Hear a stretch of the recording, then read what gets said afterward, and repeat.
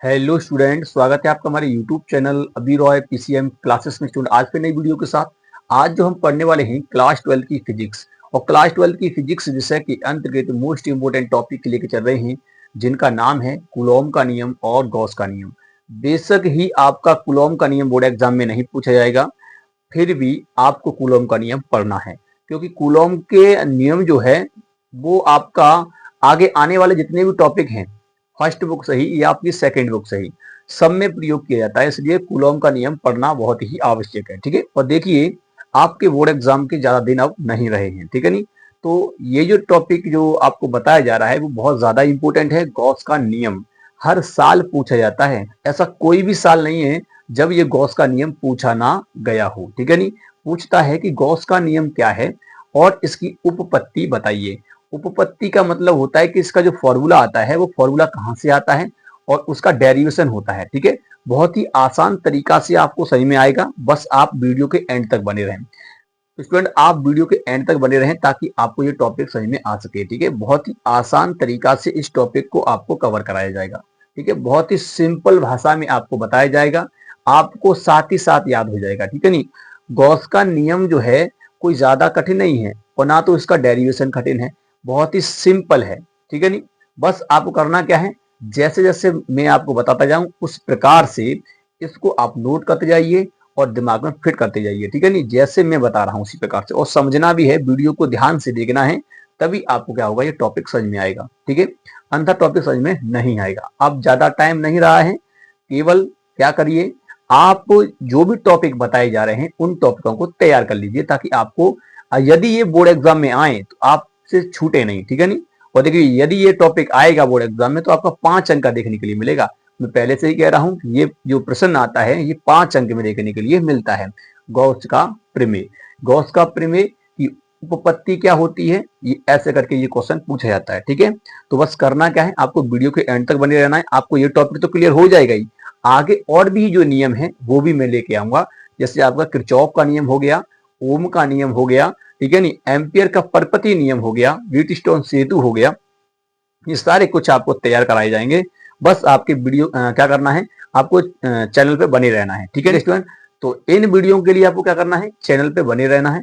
इसके लिए आपको चैनल को सब्सक्राइब करके रखना है और बेल आइकन को भी जाकर के प्रेस कर दिया करो, ताकि आपको आने वाली वीडियो की नोटिफिकेशन आपको मिलती रहे। ठीक है स्टूडेंट, तो चलते हैं वीडियो को स्टार्ट करते हैं।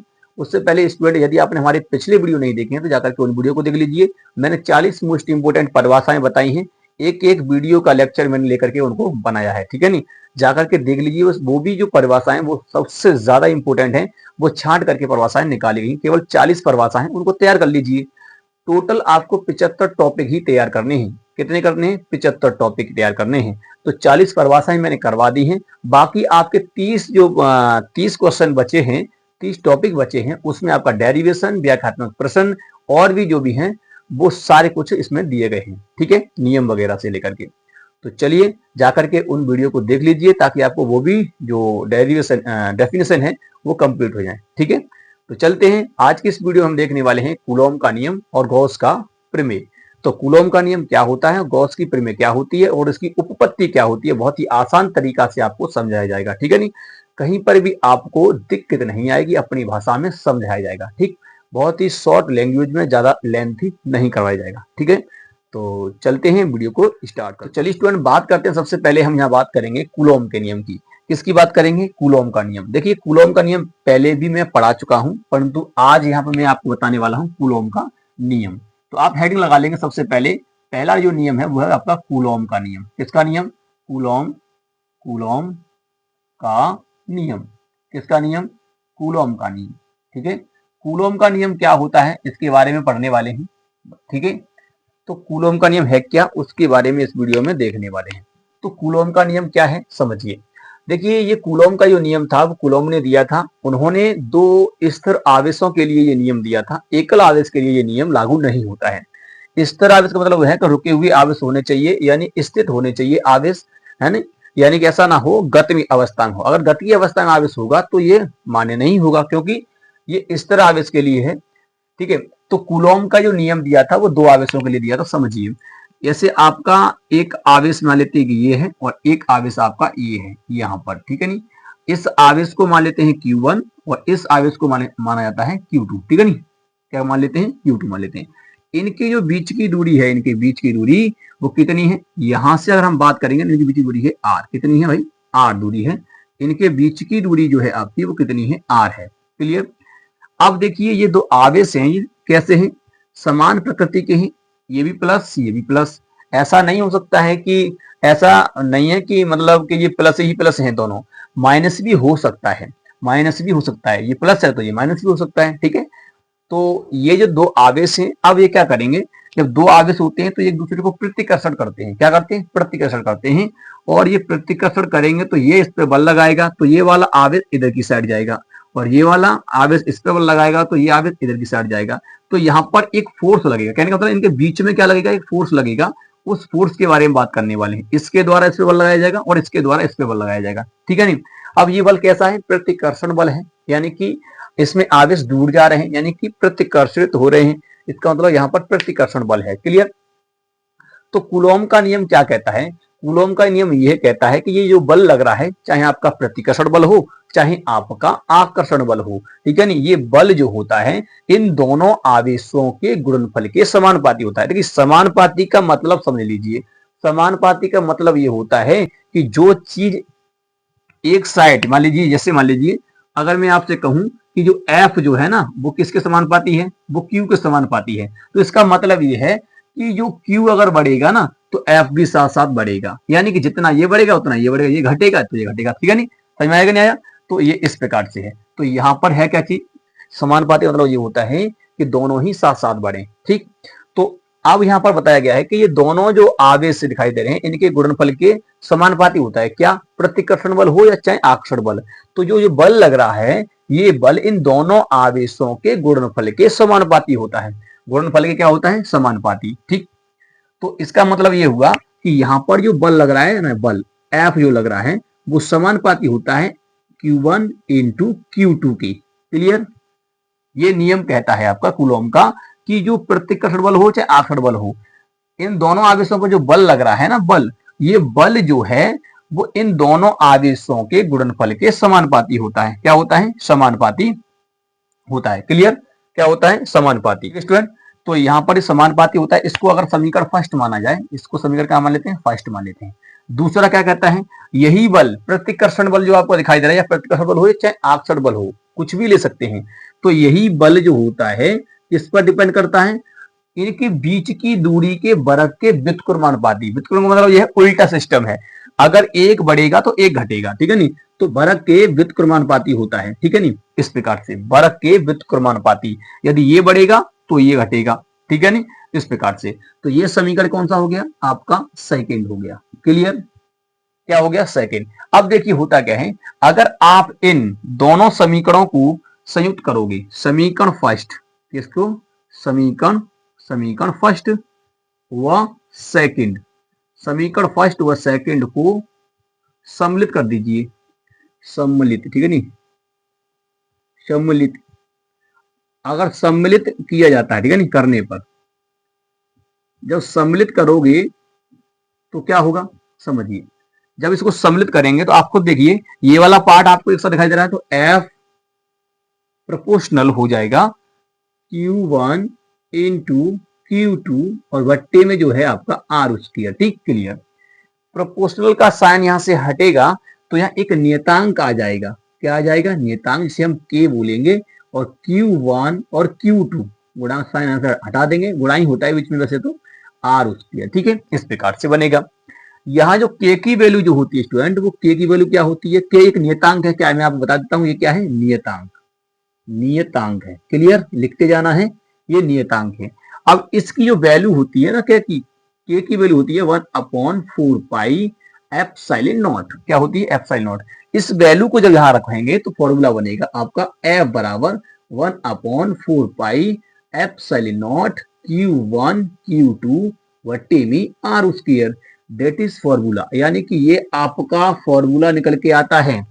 अगर दो आवेश होंगे तो उन पर जो बल लगेगा वो इतना लगेगा, इससे हम निकाल सकते हैं। अब चाहे प्रतिकर्षण हो चाहे आकर्षण हो, हम निकाल सकते हैं कि यहाँ बल कितना लग रहा है, बस हमें आवेश का मान पता होना चाहिए। आवेश जो है समान प्रकृति के हैं तो क्या होगा, प्रतिकर्षण। अगर विपरीत प्रकृति के हैं तो क्या होगा, आकर्षण होगा। क्लियर। तो इस प्रकार से तो ये बल जो होती है एक सदिश राशि होती है, इसलिए इस पे वेक्टर लगा सकते हैं। इस प्रकार से आप वेक्टर लगा दें तो अच्छा रहेगा, ठीक है नहीं। तो कूलॉम का जो नियम है केवल बल के बारे में बताता है, दो आवेशों के मध्य बल। ठीक है। अब इसकी परिभाषा क्या होती है, इसकी परिभाषा यहीं से बनती है। क्या बनती है कि नहीं दो आवेश, आप दो आवेश जरूर लेना। देखिए यहाँ परिभाषा लिखते कैसे हैं, यहाँ परिभाषा लिखने का तरीका ये है कि आप कैसे लिखना है कि यहाँ देखिए एकल आवेश के लिए ये नियम लागू तो होता नहीं है, तो आप दो आवेशों के लिए इसको बोलेंगे, ठीक है नहीं। तो कि नहीं दो आवेश, ठीक है नहीं। क्या लिखेंगे, लिखेंगे कि नहीं दो आवेश। चलिए मैं लिख देता हूं साथ साथ, लिखेंगे आप कि नहीं दो आवेश, दो आवेश, कि नहीं दो आवेशों के मध्य लगने वाला, ये वाला जो बल दिखाई दे रहा है, मध्य लगने वाला आकर्षण, आकर्षण या हम कह सकते हैं प्रतिकर्षण, प्रतिकर्षण, आकर्षण या प्रतिकर्षण बल, आकर्षण या प्रतिकर्षण बल उन दोनों आवेशों के, उन दोनों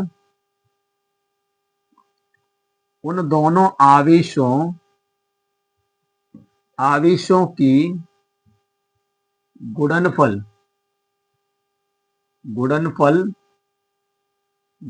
के समानुपाती,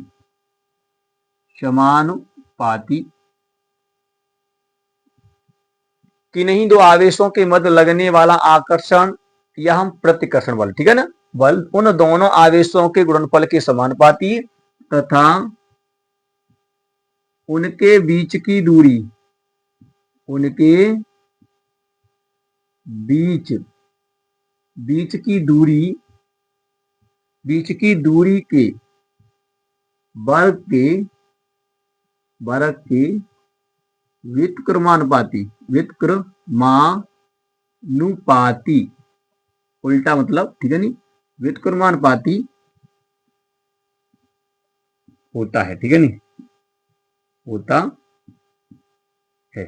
इसे ही क्या कहते हैं, इसे ही कूलॉम का नियम कहा जाता है। बस इतना ही आपको लिखना है और यही कूलॉम का आपका नियम होता है।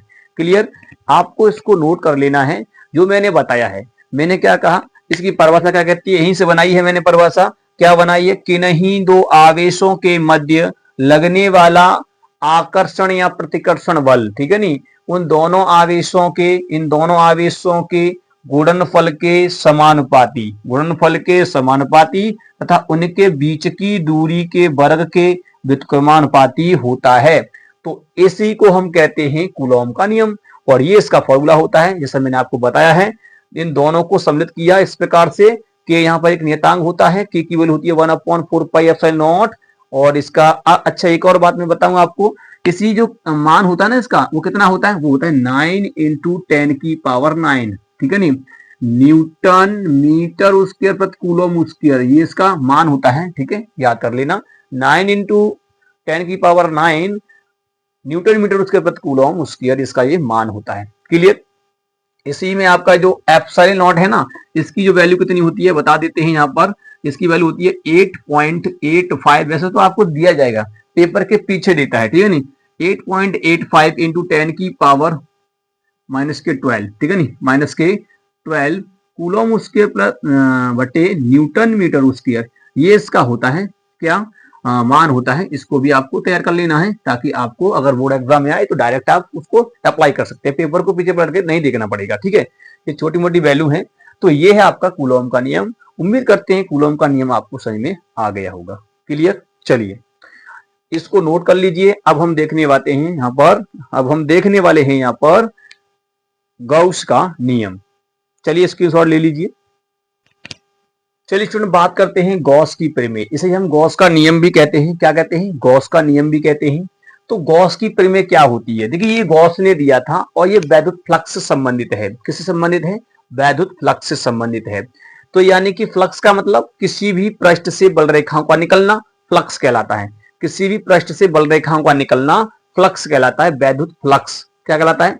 वैद्युत फ्लक्स कहलाता है। ठीक है, तो यहां पर गॉस की प्रमेय जो है क्या कहती है? गॉस की प्रमेय जो कहती है वो ये कहती है, गॉस की प्रमेय कहती है किसी बंद पृष्ठ से पारित फ्लक्स, किसी बंद पृष्ठ से पारित फ्लक्स उस बंद पृष्ठ द्वारा घिरे कुल आवेश का बीजगणितीय योग तथा निर्वात की वैद्युतशीलता के अनुपात के बराबर होता है। जो वैद्युत फ्लक्स पारित हो रहा है वो, ठीक है नहीं?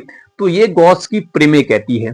अब इस गॉस की प्रमेय को अभी आपको समझ में नहीं आई होगी, ठीक है नहीं? तो मैं आपको समझाता हूं, बस समझ लीजिए। कहने का मतलब ये है कि जैसे मान लीजिए आपका क्या होता है, जैसे आपका एक पृष्ठ, ये आपका एक पृष्ठ यहां पर हमने ले लिया, ठीक है? इस प्रकार से एक पृष्ठ है और यहां पर हमने कोई एक आवेश ले लिया। ऐसा नहीं है कि आवेश यहीं लिया है, केंद्र पर लिया है। अरे केंद्र पे मत लीजिए, ये गोला है। गोला समझते हो ना? गोला का मतलब होता है गेंद, गेंद जैसा है और गेंद के बीच में कहीं पर आवेश डला है। गेंद पर डाल दीजिए कहीं पर आवेश, तो वहां आवेश पड़ा हुआ है, ये प्लस आवेश मान लीजिए। तो आपको पता है कि ये प्लस आवेश जो है यहां से बल रेखाएं छोड़ेगा और ये बल रेखाएं इस प्रकार से निकलेंगी, ऐसे निकलेगी, ऐसे करके ये बल रेखाएं निकलेंगी। यहां से ये बल रेखाएं जो हैं इस प्रकार से यहां से निकलेंगी। बताइए, बल रेखाएं यहां से निकलेंगी इस प्रकार से, आप देख सकते हैं ये सारी की सारी बल रेखाएं यहां से निकल रही हैं। क्योंकि प्लस आवेश है तो प्लस आवेश से बल रेखाएं बाहरी तरफ गति, इन्हें कहते हैं वैद्युत क्षेत्र रेखाएं, ठीक है नहीं? तो अब इस पृष्ठ से कितना फ्लक्स निकला? फ्लक्स क्या होता है? किसी पृष्ठ से पारित बल रेखाएं, निकलने वाली बल रेखाओं की संख्या को फ्लक्स कहा जाता है। तो यहां पर कितना फ्लक्स निकला है? तो गॉस ने बताया था किसी बंद पृष्ठ से गुजरने वाला फ्लक्स या पारित फ्लक्स, पारित मतलब गुजरने वाला, ठीक है ना? किसी बंद पृष्ठ से पारित फ्लक्स उस बंद पृष्ठ द्वारा घिरे कुल आवेश का बीजगणितीय योग। हम बीजगणितीय योग क्यों कह रहे हैं? यहाँ एक आवेश हमने लिया है अभी, अगर कहीं ऊपर के एक और आवेश होता फिर एक और होता फिर, इसका मतलब उन सबका बीजगणितीय योग कीजिए, जोड़ दीजिए सबको, ठीक है ना? तो उस बंद पृष्ठ द्वारा घिरे कुल आवेश का बीजगणितीय योग तथा निर्वात की विद्युतशीलता। देखिए, निर्वात की विद्युतशीलता का मतलब यह है कि जिस माध्यम में ये रखा है तो उसकी भी यहां पर अंदर बोलते हैं निर्वात की विद्युतशीलता, यानी कि जिसमें ये चीज रखी गई है, ठीक है? हवा है तो हवा के लिए इस प्रकार से। तो निर्वात की विद्युतशीलता, विद्युतशीलता का अनुपात किसके बराबर होता है? वैद्युत फ्लक्स के बराबर होगा, जो फ्लक्स यहां से गुजर रहा है। तो कहने का मतलब ये है कि यहां पर जो वैद्युत फ्लक्स पारित हो रहा है, यहां पर जो वैद्युत फ्लक्स पारित हो रहा है वो किसके बराबर होगा? सिग्मा क्यू बटे एप्सिलॉन नॉट, इसके बराबर होगा, ठीक है ना? इसके बराबर आपको देखने के लिए मिलेगा। किसके बराबर देखने को मिलेगा? इस प्रकार से। तो ये तुम्हारा क्या होगा? इस प्रकार से हो जाएगा। यानी कि ये है कि गॉस की प्रमेय क्या कहती है? गॉस की प्रमेय कहती है आपकी कि किसी बंद पृष्ठ से पारित फ्लक्स, किसी बंद पृष्ठ से पारित फ्लक्स उस बंद पृष्ठ द्वारा घिरे कुल आवेश का बीजगणितीय योग तथा निर्वात की वैद्युतशीलता का अनुपात किसके बराबर होता है? वैद्युत फ्लक्स के बराबर होता है। तो इसे हम फाई ई से दिखा सकते हैं। क्लियर? इस प्रकार से हो सकता है। समझ में आया कि नहीं आया?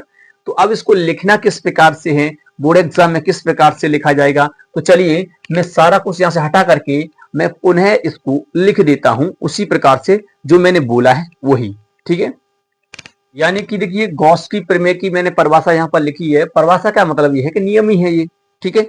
ये परिभाषा नहीं है, यानी कि एक नियम है। नियम क्या कह रहा है? किसी बंद पृष्ठ से पारित वैद्युत फ्लक्स फाई ई उस पृष्ठ द्वारा घिरे आवेश का बीजगणितीय योग, जो आवेश घिरा हुआ था, मैंने अभी आपको समझाया था कि जो आवेश घिरा हुआ होता है उसका, ठीक है नहीं?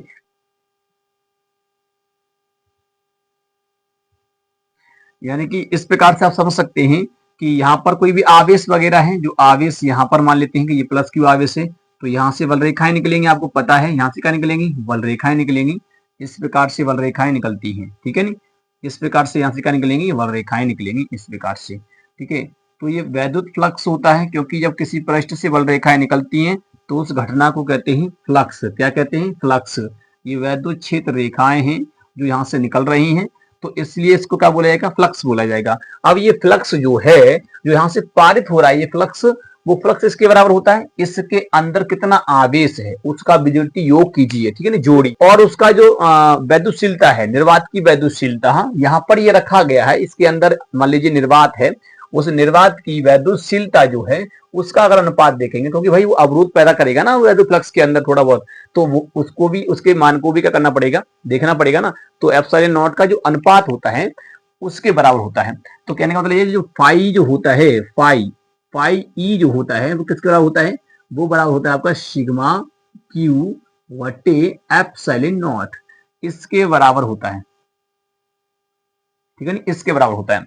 तो फाई ई बराबर होता है sigma Q upon epsilon not के बराबर होता है, इस प्रकार से। अब सिग्मा की वैल्यू क्या हो सकती है, देखिए यहाँ पर आपने क्यू लिया था, मैं इसको Q1 मान लूं, Q1 मान लीजिए, एक और आवेश आपका Q2 है, एक और आवेश आपका Q3 है, एक और आवेश का आपका Q4 है, इस प्रकार से। तो अगर मुझे सिग्मा का वैल्यू चाहिए तो कैसे निकालेंगे, इसको लगाते कैसे हैं, तो सिग्मा की वैल्यू पहले वैल्यू निकालेंगे, सिग्मा क्यू क्या होगा, आप जोड़िए Q1 plus Q2 plus Q3 plus Q4, इन सभी को जोड़िए, एप्सिलॉन नॉट से भाग लगा दीजिए, ठीक है ना, इसको उठाइए और एप्सिलॉन नॉट से भाग लगा दो। इसमें जब हम भाग लगा देंगे एप्सिलॉन नॉट से तो बस आपका क्या निकल आएगा, फ्लक्स निकल आएगा, निकलेगा नहीं निकलेगा, बताइए, यहाँ से आपका फ्लक्स निकल के आएगा, जब इसमें भाग लगा देंगे तो आपका फिर यही निकल आएगा, निकलेगा नहीं निकलेगा, यही निकल आएगा।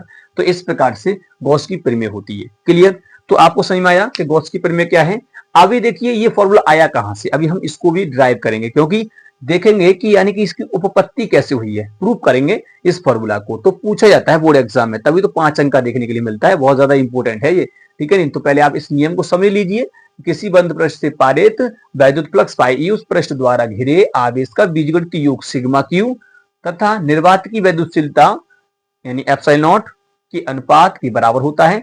इसे हम क्या कहते हैं, गॉस की प्रमेय कहते हैं। क्लियर? ये डायग्राम है इसका, आप बना सकते हैं, और ये इसका फॉर्मूला है, किस प्रकार से लगाते हैं वो मैं समझा दिया। अगर हम मान लो ये Q4 जो है अगर माइनस में होता तो यहाँ माइनस चिन्ह लेते, अगर ये मान लो 2 जो है Q2 ये माइनस में होता तो इसके माइनस में ले लेते, ठीक है नहीं, तो इस प्रकार से वहां पर रख देते, बीजगणितीय योग करते चिन्ह के साथ। चलिए अब इसको स्क्रीनशॉट लीजिए, अब हम यहाँ पर देखते हैं इसकी उपपत्ति। तो चलिए स्टूडेंट अब हम बात करते हैं इसकी उपपत्ति की, बात करते हैं गॉस की प्रमेय की उपपत्ति किस प्रकार से होती है उसको हम यहाँ पर देखते हैं। तो सबसे पहले हमें करना क्या है कि यहाँ पर देखिए एक आवेश को लेना है, एक आर त्रिज्या का हमने एक गोला लिया है, गोला यानी गेंद की तरह का होगा, और उसमें इस आवेश को रखा है, यानी कि उसको केंद्र पर हमने रख दिया है, ठीक है नी, केंद्र पे कहाँ रख दिया है, केंद्र पे, यानी ओ केंद्र पर रखा गया है, और त्रिज्या कितनी है उसकी, आर है। गोला की जो मतलब हम बात करें, गोला वो जो त्रिज्या का है, कितनी त्रिज्या है उसकी, कैपिटल आर है।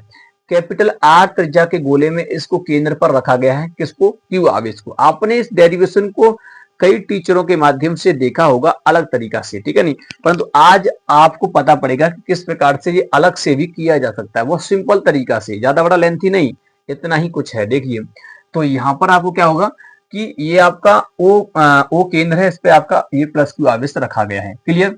अब यहाँ से क्या होगा, इस प्लस क्यू आवेश के कारण विद्युत क्षेत्र रेखाएं गुजरेंगी, आपको पता है। तो ये आवेश केंद्र पे रखा गया है, तो यहाँ से बल रेखाएं इस प्रकार से निकलेंगी, निकलेंगी, इस प्रकार से बल रेखाएं निकलेंगी, ऐसे करके यहाँ से बल रेखाएं निकलेंगी, आप समझ सकते हैं, इस प्रकार से सारी सारी यहाँ से बल रेखाएं निकलेंगी, ऐसे करके, ठीक है। क्लियर? यहाँ से बहुत सारी क्या होंगी, बल रेखाएं निकलेंगी। अब यहाँ से भी बल रेखा निकलेगी बाहर, ऐसे करके। क्लियर? तो ये बल रेखा यहाँ से क्या निकलेगी, बाहर निकलेगी।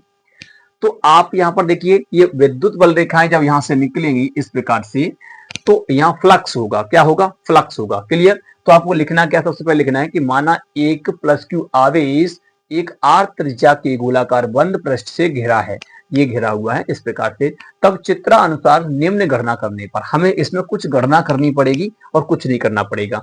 आपको करना क्या है, सबसे पहले आप इस पृष्ठ पर विद्युत क्षेत्र निकालेंगे कि इस आवेश के कारण इस पर कितना, पृष्ठ पर जो यहाँ पर पृष्ठ दिखाई दे रहा है, इस पृष्ठ पर कितना मतलब विद्युत क्षेत्र है, ठीक है नहीं। हमें करना क्या है, इस प्लस क्यू आवेश के कारण यहाँ पर हम इस पृष्ठ पर निकालेंगे पहले विद्युत क्षेत्र। तो मान लेते हैं कि ये पृष्ठ जो है पी बिंदु मान लेते हैं, यहाँ पर क्या मान लिया हमने, एक पी बिंदु मान लिया यहाँ पर, और इससे आर दूरी पर हमें क्या निकालना है, विद्युत क्षेत्र की तीव्रता निकालनी है। तो निकालिए यहाँ पर। तो आपको करना क्या है, सबसे पहला स्टेप तो आपका यही होगा, क्या होगा कि ये प्लस क्यू आवेश दिखाई दे रहा है, प्लस क्यू आवेश के कारण आर दूरी पर लिए गए बिंदु पी, यानी कि पी पर विद्युत क्षेत्र की तीव्रता। तो आप लिखेंगे प्लस क्यू आवेश के कारण, प्लस Q आवेश के कारण बिंदु P पर वैद्युत क्षेत्र की तीव्रता, वैद्युत क्षेत्र की तीव्रता, तो यहां पर जो तीव्रता हो कितनी होगी, तीव्रता आप खुद देखिए r दूरी पर निकाल रहे हैं और ये हमने डेरिवेशन कर रखा है। बिंदु आवेश के कारण विद्युत क्षेत्र की तीव्रता का जो फॉर्मूला होता है वो होता है आपका E बराबर होता है 1/4 pi epsilon not Q upon R square. तो R यहाँ पर क्या है, कैपिटल R, तो आप कैपिटल R बनाएंगे, ठीक है। नहीं, ऐसी बात नहीं कि मैंने यहाँ पर कैपिटल R नहीं लिया है, आप ए आर स्मॉल r कुछ भी लीजिए, ठीक है। तो आप यहाँ पर कैपिटल R ही लीजिए, R स्क्वायर, क्लियर। तो ये आपका यहाँ पर विद्युत क्षेत्र है, ये निकल के आएगा, ठीक है। नहीं, यानी इस बिंदु P पर अब देखिए करना क्या है, ये विद्युत क्षेत्र निकाल लिया, इतना होगा इसका मान, मतलब R दूरी पर जो विद्युत क्षेत्र होगा इतना होगा। अब हम इस पृष्ठ से कितना विद्युत क्षेत्र गुजर रहा है वो भी निकालना पड़ेगा, क्योंकि पृष्ठ से गुजरने वाली बल रेखाओं की संख्या पहले हमें यहाँ पर निकालनी होगी। अब इस पृष्ठ से कितनी बल रेखाएं निकलेंगी तब हमें क्या होगा, फ्लक्स निकाल पाएंगे।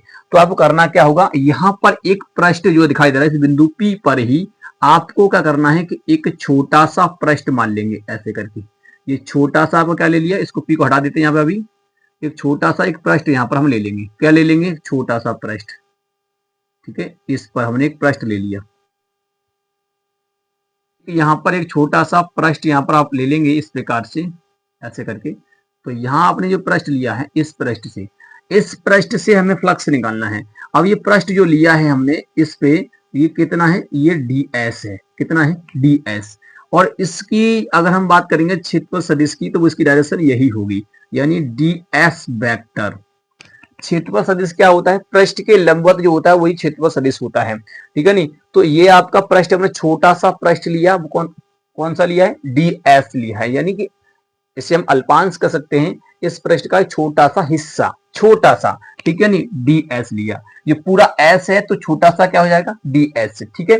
तो अब इससे कितना फ्लक्स निकलेगा वो हम निकालेंगे। तो हम सबसे पहले निकालेंगे ds से पारित फ्लक्स। तो आप यहां पर निकालेंगे ds पृष्ठ से पारित फ्लक्स, आप देखिए इससे फ्लक्स से आप निकालोगे तो कैसे निकल के आएगा। आप फ्लक्स का तो जानते ही परिभाषा क्या होती है, यानी फ्लक्स बराबर होता है E इंटू मतलब E डॉट A, यानी कि कितना क्षेत्रफल से गुजर रहा है, तो वो ds क्षेत्रफल से इसका गुजर रहा है पृष्ठ से। तो यहाँ पर फ्लक्स देखिए छोटा सा पृष्ठ है तो फ्लक्स भी छोटा ही होगा, तो यहाँ हो जाएगा d फाई E बराबर जो होगा E वेक्टर डॉट, ए वेक्टर नहीं लेंगे, यहाँ पर ds वेक्टर लेंगे, क्या लेंगे, ds वेक्टर। ये क्षेत्रफल सदिश इसका जो है पृष्ठीय सदिश बोलेंगे इसको, है ना, ये इसमें हमने लिया है ds वेक्टर, क्लियर। अब देखिए आप यहाँ पर इसको अगर मैं यहाँ से हटाऊंगा, यानी कि इससे यहाँ से ये हटाएंगे डॉट, तो ये क्या आएगा, ये आएगा आपका E ds cos थीटा। अब थीटा कितना है आपको देखिए यहाँ पर, अगर आप यहाँ पर थीटा कैलकुलेट करोगे तो देखिए जिस डायरेक्शन में विद्युत क्षेत्र है उसी डायरेक्शन में क्षेत्रफल सदिश है, तो कोण कितना बना यहाँ पर, थीटा, डिग्री कितना है, वो है आपका 0 डिग्री, कितना है, 0 डिग्री।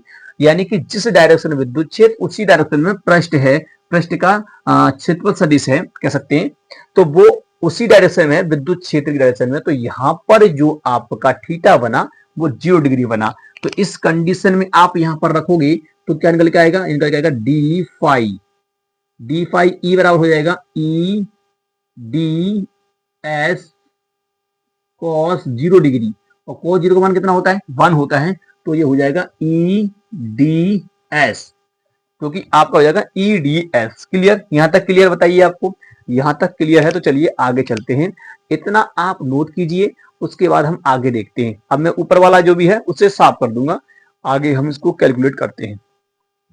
तो चलिए अब इसको आगे लेके चलते हैं, तो कितना हो गया, ये हो गया आपका डी फाई ई बराबर जो निकल के आया, डी फाई ई जो निकल के आया आपका, वो कितना निकल के आया है, ये निकल के आया आपका ई डी एस, यहाँ पर EDS। क्लियर, ये छोटे से के लिए है। आप अब संपूर्ण के लिए निकालेंगे, ठीक है नहीं। तो संपूर्ण पृष्ठ के लिए निकालिए आप, संपूर्ण पृष्ठ हेतु। अगर संपूर्ण पृष्ठ हेतु निकालोगे तो इसका समान करना पड़ेगा, तो ये हो जाएगा फाई इंटीग्रेशन डी फाई ई। क्लियर, ये भी ई होगा, ठीक है। अब देखिए इसका क्या हो जाएगा, अब डी फाई ई की वैल्यू क्या है, ईडीएस, ठीक है नहीं, ईडीएस है, तो इंटीग्रेशन हो जाएगा ई डी एस। ई तो बाहर निकल आएगा, तो यहाँ क्या हो जाएगा, फाई ई बराबर जो हो जाएगा, ई जब यहाँ बाहर निकल के आएगा अंदर रह जाएगा डी एस। क्लियर, इतना रह जाएगा। अब देखिए डी एस क्या है, डी एस है इस गोले का पृष्ठीय क्षेत्रफल, इस गोले का पृष्ठीय क्षेत्रफल। तो जो डी एस होगा वो क्या होगा, 4 पाई आर स्क्वायर। क्या होगा, 4 पाई आर स्क्वायर। ये गोला का पृष्ठीय क्षेत्रफल क्या होता है, 4 पाई आर स्क्वायर। आप लिख लेंगे, क्योंकि डी एस जो होता है वो किसके बराबर होता है, 4 पाई आर स्क्वायर के बराबर है। क्लियर, आप लिख लेंगे, ठीक है ना। तो आप यहां पर रखेंगे उस वैल्यू को, यहां पर रखेंगे। चलिए मैं इसको नीचे से हटा देता हूं और इसको साइड से लिख देता हूं यहां पर कहीं पर, ठीक है नहीं, क्योंकि इसका हम प्रयोग करेंगे। ई बराबर 1/4 pi epsilon not Q upon capital R square, ठीक है। इसका भी हम यूज करेंगे। अब मैंने यहां पर लिख दिया है। चलिए मैं इसको यहां से हटा देता हूं। तो अब यहां पर रखेंगे तो कितना हो जाएगा, देखिए ये हो जाएगा आपका, अगर यहां से करोगे तो ये हो जाएगा फाई ई बराबर जो हो जाएगा आपका ई यहां से, और इसका गुणा में हो जाएगा 4 पाई आर स्क्वायर, ये हो जाएगा। क्लियर, अब ई की वैल्यू उठाइए यहां से, जो हमने मान रखा था उसको समीकरण फर्स्ट मान लीजिए, तो वहां से हम रख देंगे। तो इक्वेशन फर्स्ट से, यानी कि समीकरण आप फर्स्ट मान लीजिए उसको, समीकरण फर्स्ट से, ठीक है नहीं, फर्स्ट से ई का मान रखेंगे। अब ई का मान आप यहाँ पर रखा जाएगा तो कितना हो जाएगा, फाई ई बराबर हो जाएगा, ई की वैल्यू कितनी है, 1/4 पाई एप्सिलॉन नॉट, और क्यू अपॉन में है आर स्क्वायर। क्लियर, और इनटू में कितना है, 4 पाई आर स्क्वायर। अब देखिए आप 4 पाई से 4 पाई कैंसिल, आर स्क्वायर से आर स्क्वायर कैंसिल, तो आपका कितना निकल के आया, ये निकल के आया फाई ई बराबर, बचा केवल आपका यहाँ पर क्यू बटे एप्सिलॉन नॉट। अब आप देखिए जो हम चीज निकालना चाहते थे वो चीज निकल के आई है, यानी कि फाई ई बराबर क्यू अपॉन एप्सिलॉन नॉट, और यही तो गॉस का नियम होता है। अब इसी को क्या लिख देते हैं, ये केवल यहाँ पर एक आवेश था, और भी आवेशों के निकालोगे फिर उसको सबको जोड़ देना तो आपका निकल के आएगा। तो यही फॉर्मूला बन जाता है किसके लिए, ज्यादा के लिए, यानी कि ऐसे बन जाता है कि फाई ई बराबर जो निकल के आता है सिग्मा क्यू अपॉन में एप्सिलॉन नॉट, इस प्रकार से बन जाता है। तो देखिए इस प्रकार से इसको प्रूफ किया जाता है, बड़ा ही सिंपल है। यानी कि पहले आपको क्या करना है, एक पृष्ठ लेना है, और उस पृष्ठ के मतलब गोल, पहले आपको करना क्या है, एक आवेश लेना है और उसको एक बंद पृष्ठ द्वारा घेर देना है, यानी कि एक गोला द्वारा, जो जिसकी त्रिज्या कितनी है, कैपिटल आर या स्मॉल आर कुछ भी मानिए, ठीक है, उसके द्वारा घेर देंगे। अब आपको पता है कि ये आवेश यहां से जब वल रेखाएं देगा तो इस पृष्ठ से पारित होंगी, तो ये फ्लक्स निकालना है हमें, कितना फ्लक्स है इसका, है ना। तो देखिए सबसे पहले आप क्या करेंगे, इस जो केंद्र पर रखा है तो यहां से हम आर दूरी पर निकालेंगे कि इसका कितना विद्युत क्षेत्र है। तो हमने पहले निकाल लिया कि इतना विद्युत क्षेत्र है, ये हम जानते हैं बिंदु आवेश के कारण विद्युत क्षेत्र की तीव्रता से, तो इस प्रकार से निकाल लेंगे, ये निकल आएगा। अब देखिए अब हमें फ्लक्स निकालना है, कितना निकल रहा है, तो बल रेखाएं काउंट करनी पड़ेंगी। तो सबसे पहले आपको छोटे से पृष्ठ से इसकी बल रेखाएं निकालेंगे कि कितना फ्लक्स यहाँ से निकल रहा है।